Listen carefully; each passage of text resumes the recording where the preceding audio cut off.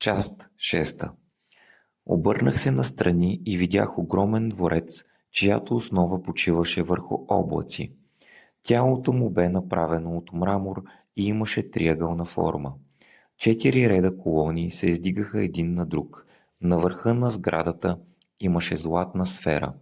Първият ред колони беше бял, вторият черен, третият зелен, а последният ярко червен.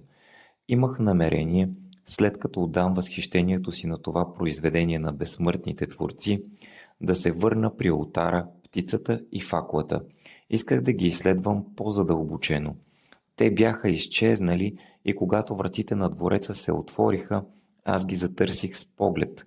Към мен дойде достопочтен старец, облечен в роба като моята, само дето на гърдите му светеше златно слънце. В дясната си ръка той държеше зелена клонка, в другата кадилница. Около врата му имаше дървена верига, а бялата му глава опасваше заострена тиара, като тази на Зороастър. Той се приближи към мен с доброжелателна усмивка. Бога обожавай, ми каза той на персийски. Той е този, който те поддържаше в изпитанията ти. Духът му беше с теб. Сине мой, ти не се възползва от възможността. Можеше веднага да хванеш птицата, факлата и олтара.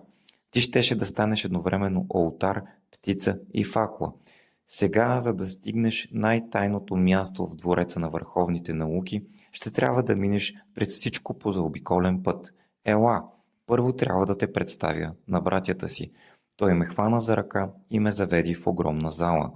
Няма как обикновеният човек да си представи форма и богатство на орнаменти, каквито тази зала украсяваха. 360 колони я обграждаха от всички страни.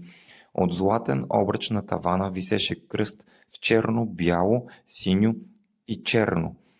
В центъра на залата имаше триъгълен олтар, съставен от 4 елемента. В 3 ъгъла бяха поставени птицата, олтара и факлата. Сега имената им са променени, каза ми моят водач. Около олтара бяха поставени 81 трона, до всеки от който се издигаха 9 стъпала с различна височина и покрити с червен килим.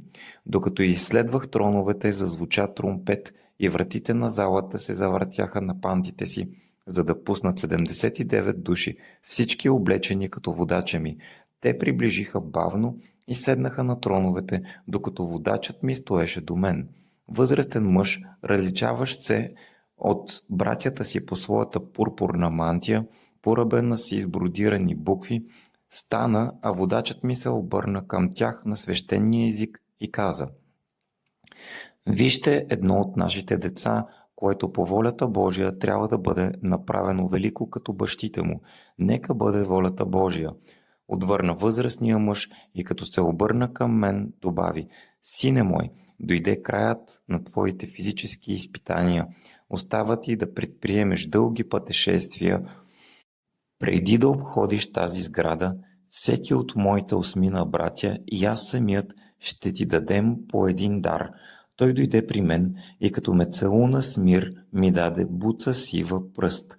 Вторият ми даде 3 цилиндъра от черен камък, третият малък обал кристал, четвъртият низ от сини пера, петият добави сребърна ваза, шестият ми даде чепка грозде, седмият ми подари фигурата на птицата, но нямаше нейните ярки цветове, беше сребриста.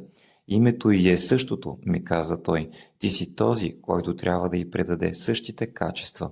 Осмият ми подари малък олтар, накрая моя водач постави в ръката ми факла, която бе изградена от изкрящи частици, но не беше запалена, и на нея, като на всички предшестващи я дарове, добави той, ти трябва да вдъхнеш същите качества.